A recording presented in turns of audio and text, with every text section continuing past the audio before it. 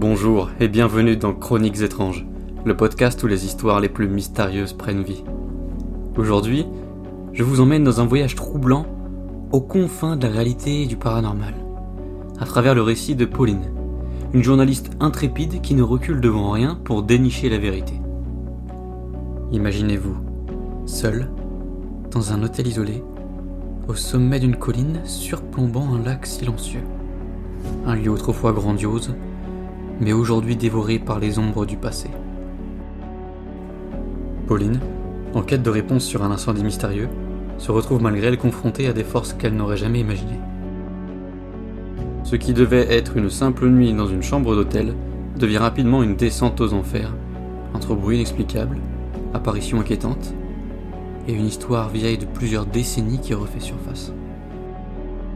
Si je peux vous raconter cette histoire aujourd'hui, c'est grâce à Pauline elle-même, qui a laissé derrière elle un témoignage pour le moins énigmatique. Vous voulez en savoir plus ? Prenez une grande inspiration, éteignez les lumières et laissez-vous emporter par ce récit glaçant qui pourrait bien changer votre perception de l'inconnu. Alors serez-vous capable de distinguer le réel de l'imaginaire ? C'est ce que nous allons voir.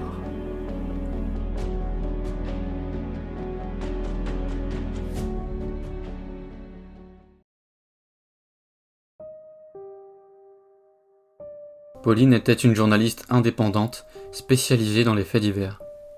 Toujours à la recherche de nouvelles histoires, elle avait l'habitude de voyager de ville en ville, s'arrêtant dans des hôtels bon marché pour économiser ses modestes revenus. Cette fois, elle était en route vers un petit village du sud de la France où un mystérieux incendie avait ravagé une ancienne ferme. L'hôtel Belle-Rive se dressait sur une colline, surplombant un lac tranquille. C'était un vieil établissement, autrefois élégant, maintenant à moitié délabré. Les rumeurs disaient que l'hôtel avait connu des jours meilleurs, mais depuis un drame survenu il y a des décennies, il n'attirait plus que des visiteurs de passage, ceux qui ne se souciaient pas des histoires qui y circulaient. Pauline n'était pas très superstitieuse. Elle aimait les vieux bâtiments et les histoires qui les accompagnaient. Lorsqu'elle entre dans le hall, elle fut accueillie par une odeur de bois ancien et de cire, et par une réceptionniste d'un certain âge, au visage pâle et aux yeux très fatigués. Pauline demanda une chambre pour une nuit. Chambre 312. Dit la réceptionniste en lui tendant la clé. C'est au bout du couloir, à l'étage. Pauline monta lentement l'escalier en colimaçon, ses pas résonnant dans le silence du bâtiment. Le couloir du 3e étage était très faiblement éclairé, et une atmosphère lourde y régnait. Elle arriva devant la porte de sa chambre, tourna la clé dans la serrure et entra.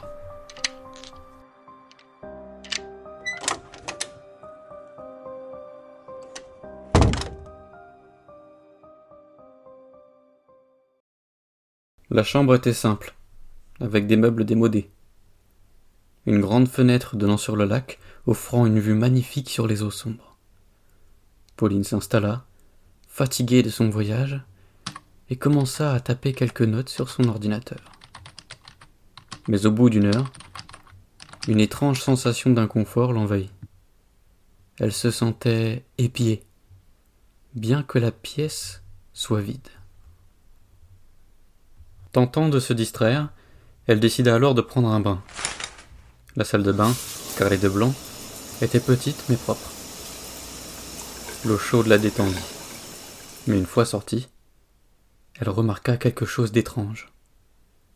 Le miroir, au-dessus du lavabo, était embué, sauf à un endroit, où une forme semblait avoir été tracée. Pauline s'approcha alors et remarqua que c'était une empreinte de main. Le cœur battant, elle essaya de rationaliser. Peut-être une trace laissée par un précédent occupant. Pourtant, quelque chose lui disait que ce n'était pas le cas. Elle essuya le miroir d'un coup de serviette, mais la sensation d'inconfort persistait. En retournant dans la chambre, elle entendit un bruit sourd provenant du plafond, comme si quelque chose avait bougé au-dessus d'elle. Pauline leva les yeux vers le plafond.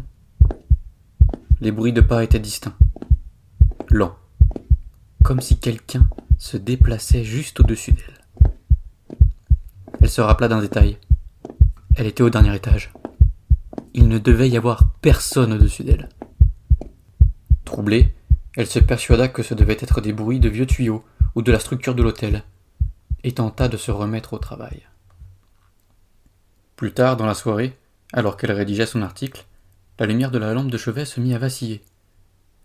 Pauline fronça les sourcils, tapotant la lampe, mais rien n'y fit. La lumière s'éteignit finalement, la plongeant dans une obscurité presque totale, sauf pour la lueur pâle de la lune qui filtrait à travers les rideaux. C'est alors qu'elle le vit. Dans la pénombre, un homme, se tenant dans l'ombre de la pièce, son visage à moitié masqué par l'obscurité. Pauline se figea, incapable de crier, son souffle coupé. L'homme ne bougeait pas, ses yeux fixant directement les siens. Il portait un costume sombre, démodé, comme ceux que l'on pouvait voir sur des photos des années 1930. Pauline alluma brusquement la lampe de chevet. La pièce était vide.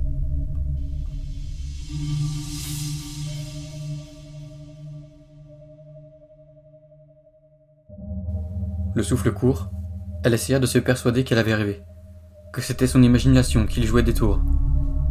Mais une peur glaciale l'envahissait. Alors elle décida de descendre à la réception, pour se calmer un peu, et peut-être demander à changer de chambre. Elle y trouva le hall d'entrée désert. La réceptionniste avait disparu, et tout était silencieux. En fouillant sous le comptoir à la recherche d'un numéro d'urgence, elle trouva un album photo, apparemment abandonné au vu de la poussière qui le recouvrait. Curieuse, elle l'ouvrit.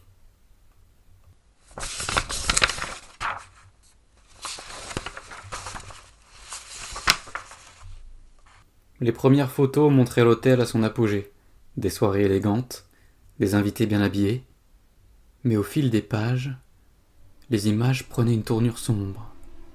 Une série de photos montrait un homme, celui qu'elle avait vu dans sa chambre, s'amusant avec d'autres clients. Puis les photos devinrent plus sinistres. Une fête qui se transforma en chaos. Des invités pris de panique, des visages tordus par la terreur. Sur la dernière page, une photo noir et blanc montrait une chambre, la 312, avec la porte grande ouverte. Devant cette porte, le même homme, maintenant seul, tenant quelque chose dans sa main. Une hache ensanglantée. Derrière lui, on voyait les corps de plusieurs personnes allongées sur le sol. Un bruit sec la fit sursauter. En se retournant, elle vit la réceptionniste, pâle et tremblante. Vous l'avez vu, n'est-ce pas ? Murmura-t-elle. Il ne vous laissera pas partir. Il ne laisse jamais personne partir. Pauline, horrifiée, sentit le sol se dérober sous ses pieds. La réceptionniste poursuivit les yeux fous. Il hante cet endroit depuis des décennies. Vous êtes la prochaine âme à rejoindre sa collection. Elle n'avait plus le choix. Fuir était la seule option. Elle se précipita vers la porte d'entrée, mais celle-ci était fermée à clé. La réceptionniste avait disparu. La panique la submergea, et elle commença à courir à travers l'hôtel, cherchant une issue, mais chaque porte qu'elle essayait était verrouillée, chaque fenêtre était bloquée. Elle finit par retourner dans sa chambre, le seul endroit où elle se sentait étrangement en sécurité. Elle s'enferma à double tour, son cœur tremblant de peur.